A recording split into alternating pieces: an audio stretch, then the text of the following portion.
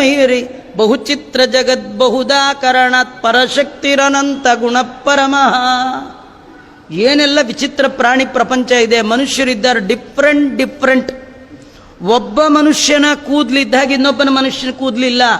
ಒಬ್ಬನ finger print ಇದ್ದಾಗ ಇನ್ನೊಬ್ಬಂದಿಲ್ಲ. ಇವಾಗೆಲ್ಲ ಕಡೆ ತಮ್ಮು, ಯಾಕೆಂದ್ರೆ ಇದಲ್ಲಿ ಬೇರೆ ಅದಲ್ಲಿ ಬೇರೆ. ಎಂಥ ವಿಚಿತ್ರ. ಇನ್ನೆಷ್ಟು ಒಂದೇ ಡೈ ಇದ್ರೆ ಎಲ್ಲರೂ ಒಂದೇ ಥರ ಇದ್ಬಿಟ್ರೆ ಏನು ಮಾಡಬೇಕು? ಇಡೀ ಜಗತ್ತಲ್ಲಿರೋರೆಲ್ಲ ಒಂದೇ ಥರ ಇದ್ಬಿಟ್ರೆ ನೋಡಿ, ಎಲ್ಲರಿಗೂ ಒಂದೇ ಮಗು, ಒಂದೇ ಮುಖ, ಒಂದೇ ಕೈ ಎಲ್ಲ ಇದೆ, ಆದರೂ ಡಿಫ್ರೆಂಟ್. ಎಂಥ ಅದ್ಭುತ ರೀ ಭಗವಂತ. ಇಂಥ ಸೃಷ್ಟಿನ ಹೇಗೆ ಮಾಡ್ತಾನವನು ಅದನ್ನು ಕೇಳ್ತಾನೆ. ಯಥೇದಂ ಸೃಜ್ಯತೆ ವಿಶ್ವಂ ದುರ್ವಿಭಾವ್ಯಮಧೀಶ್ವರೈ ಅಂತ ದೊಡ್ಡವರಿಗೂ ಕೂಡ ಇಮ್ಯಾಜಿನ್ ಮಾಡಲಿಕ್ಕೂ ಸಾಧ್ಯ ಇಲ್ಲ ದೇವರು ಮಾಡುವ ಸೃಷ್ಟಿಯ ವೈಚಿತ್ರ್ಯ. ನಿಜವಾಗಿಯೂ ನೀವು ಈ ಪ್ರಪಂಚ ನೋಡಿದಕ್ಕಿಂತ ಸಮುದ್ರದ ಒಳಗೆ ವಿಚಿತ್ರ ಪ್ರಾಣಿಗಳು, ಎಂಥ ಮೀನುಗಳು, ಅವುಗಳ ಬಣ್ಣ, ಮತ್ತು ಹಕ್ಕಿಗಳು, ಅವುಗಳ ಬಣ್ಣ, ಎಂಥ ಕಾಂಬಿನೇಷನ್. ಹಸಿರು ಗಿಣಿ, ಕೆಂಪು ಮೂಗು, ಎಂಥ ಅದ್ಭುತ ಕಾಂಬಿನೇಷನ್ ನೋಡಿ. ನಮ್ಮ ಬಣ್ಣ ಎಲ್ಲ ಹೋಗ್ಬಿಡುತ್ತೆ, ಆ ಗಿಣಿ ಬಣ್ಣ ಸಾಯೋವರೆಗೂ ಇರ್ತದೆ. ಪೌಡ್ರ್ ಹಚ್ಕೋಬೇಕಾದಿಲ್ಲ, ಸ್ನೋ ಇಲ್ಲ, ಏನಿ ಬೇಡ, ಏನಿಲ್ಲ. ದೇವ್ರು ಯಾವತ್ತೋ ಸೋಪ್ ಹಚ್ಚಿ ಮೈ ಸ್ನಾನ ಮಾಡಲ್ಲ. ಎಂಥ ಅದ್ಭುತ ರೀ. ನಾವು ಹಲ್ಲು ಉಜ್ಜುತ್ತೀವಿ, ಆದರೂ 50-60ಕ್ಕೆ ಒಂದೊಂದೇ ವಿಕೆಟ್ ಡೌನ್ ಆದಾಗ ಎಲ್ಲ ಹೋಗೇ ಬಿಡುತ್ತೆ. ಹುಲಿಗೆ ಸಾಯೋವರೆಗೂ ಇರುತ್ತ್ರಿ, ಅವು ಹೊಲ್ಲೇ ಉಜ್ಜಲ್ಲ. ಏನು ಮಹಿಮಾ! ಇದು ಯಾರು ಕೊಟ್ಟಿದ್ದು? ರಕ್ಷಣೆ ಮಾಡಿದ್ಯಾರು? ದೇವರಂತ ಕೊಡೋನು ನಾನೇ, ಕಾಯೋನು ನಾನೇ. ಕೊಡುವ ಕರ್ತೃ ಆ ಭಗವಂತ, ಅವನೇ ಕೊಡಬೇಕು. ಎಂಥ ಅದ್ಭುತ ಸೃಷ್ಟಿ ಆ ಭಗವಂತನದು. ಇಂಥ ಸೃಷ್ಟಿಯನ್ನ ಹೇಗೆ ಮಾಡ್ತಾನೆ? ಸೃಷ್ಟಿ ಮಾಡೋದು ದೊಡ್ಡದಲ್ಲ ರೀ, ಅದನ್ನು ರಕ್ಷಣೆ ಮಾಡೋದಿದೆಯಲ್ಲ ಅದಿನ್ನೂ ದೊಡ್ಡದು. ಹೇಗೆ ರಕ್ಷಣೆ ಮಾಡ್ತಾನೆ ಭಗವಂತ? ಮತ್ತೆ ಅವುಗಳ ನಾಶ ಕೂಡ ಅವನೇ ಮಾಡ್ತಾನೆ. ಸೃಷ್ಟಿ, ಸ್ಥಿತಿ, ಸಂಹಾರ ಎಲ್ಲವೂ ಅವನೇ. ಅದ್ರಲ್ಲಿ 3 ಪ್ರಧಾನ: ಸೃಷ್ಟಿ, ಸ್ಥಿತಿ, ಸಂಹಾರ. ಸೃಷ್ಟಿ ಮಾಡ್ಬೋದು, ಸೃಷ್ಟಿ ಮಾಡಿದ್ದನ್ನು ರಕ್ಷಣೆನೂ ಮಾಡ್ಬೋದ್ರಿ. ಸಂಹಾರ ಹೇಗೆ ಮಾಡೋದ್ರಿ? ಯಾಕಂದ್ರೆ ನಮ್ದೇ ಮಗು, ನಾವೇ ಸೃಷ್ಟಿ ಮಾಡಿದ್ದು, ರಕ್ಷಣೆ ಮಾಡಿದ್ದು ನಾವೇ ಮುಗಿಸ್ತೀವ? ಇಲ್ಲ, ಆಗೋದೇ ಇಲ್ಲ. ನಮ್ಮ ಕಣ್ಣೆದುರಿಗೆ ನ್ಯಾಚುರಲ್ ಆಗಿ ಆ ಮಗು ಪ್ರಾಣ ಬಿಟ್ಟರು ಕೂಡ ನಮ್ಗೆ ಹೋನ್ನತ್ತೆ. ಇನ್ನು ನಾವೇ ಕೈಯಾರ ಸಂಹಾರ ಮಾಡ್ಲಿಕ್ಕೆ ಬರುತ್ತಾ? ಅಷ್ಟೇ ಅಲ್ಲ, ಇಲ್ಲಿ ವಿಚಿತ್ರ ಅಂದ್ರೆ ನಾವು ದೇವರು ಮಾಡುವ ಸೃಷ್ಟಿಯನ್ನು ಆಟ ಅಂತೀವಿ, ಲೀಲಾ ಅಂತೀವಿ. ದೇವರು ಮಾಡುವ ಸ್ಥಿತಿಯೂ ಭಗವಂತನಿಗೆ ಅದೊಂದು ಆಟ. ಇದೆರಡು ಆಟ ಆಗ್ಬೋದ್ರಿ. ಸಂಹಾರ ಅದು ಲೀಲೆ ಅಂತ. ಅದ್ಯಾಗ ಆಟ ರೀ? ಇದೇನು ಬಹಳ ವಿಚಿತ್ರ.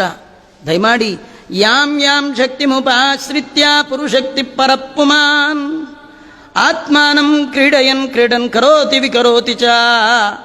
ಯಾವ್ಯಾವ ಶಕ್ತಿಯನ್ನ ಆ ಸಂದರ್ಭದಲ್ಲಿ ಭಗವಂತ ಉಪಭೋಗ ಮಾಡ್ತಾನೆ. ಯಾರನ್ನಾದರೂ ಆಶ್ರಯ ಮಾಡಿಕೊಂಡು ಇಷ್ಟು ದೊಡ್ಡ ವ್ಯವಸ್ಥೆಯಲ್ಲಿ ಯಾರಾದರೂ ಇದ್ದಾರಾ ಅವನ ಜೊತೆಗೆ? ಅಷ್ಟೇ ಅಲ್ಲ, ಇದೆಲ್ಲ ಅವನಿಗೆ ಕ್ರೀಡೆ ಅಂತೀರಿ. ಕ್ರೀಡಯನ್, ಇದೊಂದು ಆಟ ಅಂತೀರಿ ಅವನಿಗೆ. ನೂನಂ ಭಗವತೋ ಬ್ರಹ್ಮನ್ ಹರೇರದ್ಭುತ ಕರ್ಮಣ ದುರ್ವಿಭಾವ್ಯಂ ಇವಾಭಾತಿ ಕವಿಭಿಶ್ಚ ವಿಚೇಷ್ಟಿತಂ. ಜ್ಞಾನಿಗಳಿಗೂ ಕೂಡ ದೇವರು ಹೇಗೆ ಮಾಡ್ತಾನೆ ಅಂತ ಊಹೆ ಮಾಡಲಿಕ್ಕೂ ಸಾಧ್ಯ ಇಲ್ಲ. ಅಂಥದ್ದನ್ನು ದಯಮಾಡಿ ಆ ಭಗವಂತ ಮಾಡುವ ಸೃಷ್ಟಿ, ಅವನು ಮಾಡುವ ಸ್ಥಿತಿ, ಲಯ, ಬಂಧ, ಮೋಕ್ಷ, ಜ್ಞಾನ, ಅಜ್ಞಾನ ನೋಡಿ. ಎಷ್ಟೋ ಬಾರಿ ನಾವು ಮನೇಲಿ ಏನೋ ಒಂದು ಈ ವಸ್ತು ಎಲ್ಲೋ ಇಟ್ಬಿಟ್ಟಿರ್ತೀವಿ, ನಾವೇ ಇಟ್ಟಿದ್ದು, ಮರ್ತೋಗ್ಬಾರ್ದು ಅಂತ ಭಾರಿ ಮಾಡ್ಕೊಂಡು ಅಲ್ಲಿ ಇಟ್ಟಿರ್ತೀವಿ. 2 ದಿವಸ ಬಿಟ್ಟು ಮರ್ತೇ ಹೋಗ್ಬಿಡತ್ರಿ. ಇಡಬೇಕು, ಜ್ಞಾನ ಕೊಟ್ಟವನು ಅವನೇ, ಮರೆಸಿದ್ದು ಅವನೇ. ಇನ್ನೊಂದು ವಾರ ಆದಮೇಲೆ ಯಾವತ್ತೋ ಏನೋ ಹುಡ್ಕೋಕೋದ ಅಲ್ಲಿ ಸಿಕ್ಬಿಡ, ಜ್ಞಾನ ಬಂದಿದ್ದು ಕೊಟ್ಟಿದ್ದು ಎಲ್ಲ ಅವನೇ. ಹೇಗೆ ಮಾಡ್ತಾನಿದು? ಇದು ನಮಗೆ ಊಹೆ ಮಾಡಲಿಕ್ಕೂ ಕೂಡ ಸಾಧ್ಯ ಇಲ್ಲ. ನಿಮ್ಮಂಥ ಜ್ಞಾನಿಗಳು ಏನಾದರೂ ಹೇಳಿದ್ರೆ ಕೇಳಿ ತಿಳ್ಕೊಳ್ತೀವಿ, ದಯಮಾಡಿ ಹೇಳಿ ಎಂದಾಗ ಶುಕಾಚಾರ್ಯರು ಹೇಳಿಕ್ಕೆ ಶುರು ಮಾಡಿದ್ದಾರೆ. ಈಗ ನಿಜವಾಗಿ ಭಾಗವತ, ಶುಕಾಚಾರ್ಯರು ಭಾಗವತದ ಮಂಗಳಾಚರಣೆಯನ್ನು ಅವರು ಮಾಡ್ತಾ, ನಮಃ ಪರಸ್ಮೈ ಪುರುಷಾಯ ಭೂಯಸೆ ಸದುದ್ಭವಸ್ಥಾನ ನಿರೋಧ ಲೀಲಯ ಗೃಹೀತ ಶಕ್ತಿ ತ್ರಿತಯಾಯ ದೇಹಿನಾಂ ಅಂತರ್ಧ್ರುವಾಯ ಅನುಪಲಭ್ಯ ವರ್ತಮನೆ. ನಮಃ ಪರಸ್ಮೈ ಪುರುಷಾಯ ಭೂಯಸೆ. ಆ ಪರಮಾತ್ಮನಿಗೆ ಮತ್ತೆ ಮತ್ತೆ ಮತ್ತೆ ನಮಸ್ಕಾರ ಮಾಡ್ತೀನಿ ಅಂತಾರೆ. ಎಷ್ಟು ಮಾಡಿದ್ರೂ ಕಡಿಮೆ ರೀ. ಸದುದ್ಭವಸ್ಥಾನ ನಿರೋಧ ಲೀಲಯ. ಈ ಜಗತ್ತಿನ ಸೃಷ್ಟಿ ಸ್ಥಿತಿ ಇದಕ್ಕೆಲ್ಲ ಕಾರಣಕರ್ತನಾದವ ಅವನು. ಗೃಹೀತ ಶಕ್ತಿ ತ್ರಿತಯಾಯ ದೇಹಿನಾಂ ಅಂತರ್ಧ್ರುವಾಯ. ತನ್ನ ಅಧೀನವಾಗಿರುವಂತಹ ಶಕ್ತಿ, ಇಚ್ಛಾ, ಕ್ರಿಯಾ ಇತ್ಯಾದಿ ಮೊದಲಾದ ಶಕ್ತಿಗಳು, ಅದನ್ನು ಸತ್ವಗುಣ, ರಜೋಗುಣ, ತಮೋಗುಣ ಇವುಗಳನ್ನು ತನ್ನ ಅಧೀನದಲ್ಲಿಟ್ಕೊಂಡು ಅವುಗಳ ಸಹಾಯದಿಂದ ಇಡೀ ಜಗತ್ತಿನ ಸೃಷ್ಟಿ ಸ್ಥಿತಿ ನಿಯಮನ ಜ್ಞಾನ ಅಜ್ಞಾನ ಬಂಧ ಮೋಕ್ಷವನ್ನು ಭಗವಂತ ಕೊಡ್ತಾ ಇದ್ದಾನೆ. ಅಲ್ಲ, ಇಷ್ಟೆಲ್ಲ ಕೆಲಸ ಮಾಡ್ತಾನೆ ಅಂತೀರಿ ನೀವು. ದೇವರು ಸೃಷ್ಟಿ ಮಾಡ್ತಾನೆ ಅಂತೀರಿ, ಸ್ಥಿತಿ ಮಾಡ್ತಾನೆ. ಈ ಮನೆಯಲ್ಲಿ, ಈ ಜಗತ್ತಲ್ಲಿ, ಬ್ರಹ್ಮಾಂಡದಲ್ಲಿ ನಡೆಯುವ ಎಲ್ಲ ಕೆಲಸ ಮಾಡೋದು ಯಾರು? ಅವನೇ. ಅವನಿಲ್ಲ ಅಂದ್ರೆ ಒಂದು ಹುಲ್ಕಡ್ಡಿ ಕೂಡ ಅಳ್ಳಾಡಲ್ಲ ಅಂತೀರಿ. ಇಷ್ಟೆಲ್ಲ ಕೆಲಸ ಮಾಡೋನು ಕಣ್ಣಿಗೆ ಕಾಣಲ್ವಲ್ಲ, ಎಲ್ಲಿದ್ದಾನೆ? ಏನೋ ಯಾವುದೋ ಒಂದು ಕೆಲಸ ಮಾಡ್ತಾರೆ, ಬೆಳಗ್ಗೆ ಒಂದು ಟೈಮ್ ಬಂದು ಹೊಟ್ಟೋಗ್ತಾರೆ, ಅವ್ರು ಯಾರಿಗೂ ಕಣ್ಣಿಗೆ ಬೀಳಲ್ಲ. ಅಂದರೆ ಏನೋ ಒಂದು ಸೃಷ್ಟಿ ಮಾಡ್ತಾನೆ, ಯಾವಾಗಲೂ ಮಾಡಿ ಹೊಟ್ಟೋಗ್ತಾನೆ. ಇನ್ನು ಸಮ್ಮರ್ ಟೈಮ್ ಬರ್ತಾನೆ, ಹೀಗಿಲ್ಲ, ಯಾವಾಗೂ ಇರ್ತಾನೆ. ಒಂದು ಗಾಳಿ ಅಳ್ಳಾಡಬೇಕಾದ್ರೂ, ಒಂದು ಎಲೆ ಅಳ್ಳಾಡಬೇಕಾದ್ರೂ ಭಗವಂತನ ಇಚ್ಛೆಗೆ ಬರದ ಸಾಧ್ಯವೇ ಇಲ್ಲ. ಎಲ್ಲಿ ಕಾಣೋಲ್ವಲ್ಲ ಅಂದರೆ ದೇಹಿನಾಂ ಅಂತರ್ಧ್ರುವಾಯ, ಎಲ್ಲ ಪ್ರಾಣಿ ಪ್ರಪಂಚದ ಒಳಗೆ ಶಾಶ್ವತವಾಗಿ ಇದ್ದಾನಂತೆ, ಅಂತರ್ಧ್ರುವ ಒಳಗಿದ್ದಾನಂತೆ.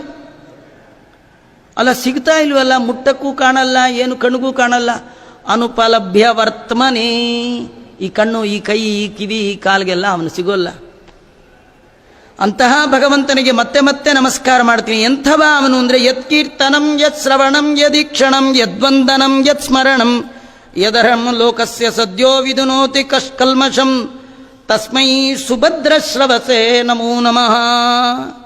ಯಾವಾತನ ಕೀರ್ತನೆ, ಯಾವ ಭಗವಂತನ ನಾಮಸ್ಮರಣೆ, ಯಾವ ಭಗವಂತನನ್ನ ನೋಡುವಿಕೆ, ಯಾವ ಭಗವಂತನಿಗೆ ಮಾಡಿದ ಒಂದು ನಮಸ್ಕಾರ, ಯಾವ ಭಗವಂತನನ್ನ ಮಾಡಿದ ಸ್ಮರಣೆ, ಇದರಿಂದ ಜನ ಸದ್ಯದಲ್ಲಿಯೇ ಎಲ್ಲ ಪಾಪಗಳಿಂದ, ಕಶ್ಮಲಗಳಿಂದ ಮುಕ್ತರಾಗ್ತಾರೋ ಅಂತ ಮಂಗಳಪ್ರದನಾದ ಆ ಭಗವಂತನಿಗೆ ಮತ್ತೆ ಮತ್ತೆ ನಮಸ್ಕಾರ ಮಾಡ್ತೀನಿ.